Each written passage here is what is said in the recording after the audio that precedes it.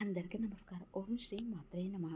శబరిమలకు 140 ప్రత్యేక రైళ్లు నడుపుతున్న దక్షిణ మధ్య రైల్వే. ఈ స్టేషన్లలో స్టాప్లు. శబరిమల తీర్థయాత్ర సీజన్ నడుస్తుంది. పెరుగుతున్న భక్తులను దృష్టిలో పెట్టుకుని దక్షిణ మధ్య రైల్వే ప్రత్యేక రైళ్లను నడుపుతోంది. మొత్తం 140 రైళ్లు భక్తులకు సేవలు అందిస్తున్నాయి. శబరిమల మండల మకర విలక్కు నేపథ్యంలో అయ్యప్ప దర్శనానికి భారీగా భక్తులు వెళ్తున్నారు. మరోవైపు ఇండిగో విమానాల రద్దు కావడం లాంటి కారణాలతో దక్షిణ మధ్య రైల్వే ప్రత్యేక రైళ్లు నడుపుతోంది. ప్రత్యేక రైళ్లు అయ్యప్ప భక్తులు శబరిమల చేరుకోవడానికి సహాయపడుతున్నాయి. భక్తుల సౌకర్యార్థం దక్షిణ మధ్య రైల్వే దాదాపు 140 శబరిమల ప్రత్యేక రైళ్లను నడుపుతోంది. వివిధ స్టేషన్లలో ఆగుతున్న ఈ ప్రత్యేక రైళ్లు మకర జ్యోతి దర్శనం వరకు నడుస్తాయి.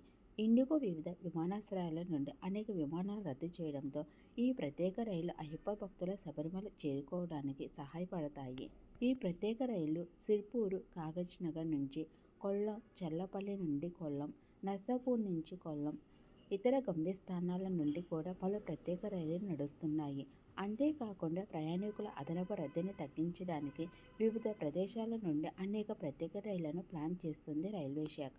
ఈ ప్రత్యేక రైళ్లు వెల్లంపల్లి, మంచిర్యాల, రామగుండం, పెద్దపల్లి, జమ్మికుంట, వరంగల్, కె సముద్రం, మహబూబాబాద్, ఖమ్మం, విజయవాడ, తెనాలి, చీరాల, ఒంగోలు, నెల్లూరు, రేణిగుంట, తిరుపతి, పాకాల, చిత్తూరు, కాట్పాడి, జోలార్పేట, పాలక్కాడ్ రోడ్డు, పాలకూరు, తిరుపూరు, త్రిశూర్, ఆలువ, ఎర్నాకుళం టౌన్, కొట్టాయం, తిరువల్ల, చెంగన్నూర్, కాయంకులం, ఇతర స్టేషన్లలో ఆగుతాయని ద హిందూతో దక్షిణ మధ్య రైల్వే సిపిఆర్ఓ శ్రీధర్ గారు చెప్పారు.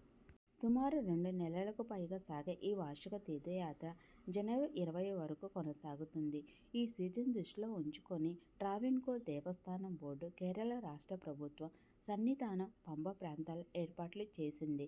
ఈ పండుగ సీజన్లో ఆలయం ప్రతిరోజు ఉదయం 3 గంటల నుండి రాత్రి 11 గంటల వరకు తెరిచి ఉంచుతారు. రోజువారీ పూజలు, దర్శనం కార్యక్రమాలు హరవరాసనం పారాయణంతో ముగుస్తాయి. డిసెంబర్ 27న మండల పూజ నిర్వహించనున్నారు. ఆ రాత్రి ఆలయాన్ని మూసివేస్తారు. 2 రోజుల విరామం తర్వాత డిసెంబర్ 30వ తేదీన సాయంత్రం 5 గంటలకు ఆలయాన్ని మళ్లీ తెరుస్తారు. జనవరి 14న మకర విలక్కు వేడుకలు జరుగుతాయి. ఇందులో మాలికపురం వద్ద ఎలనెల్లిపు పడిపూజ, కలశాభిషేకం, గురుతి పూజ వంటి ప్రధాన ఘట్టాలు ఉంటాయి.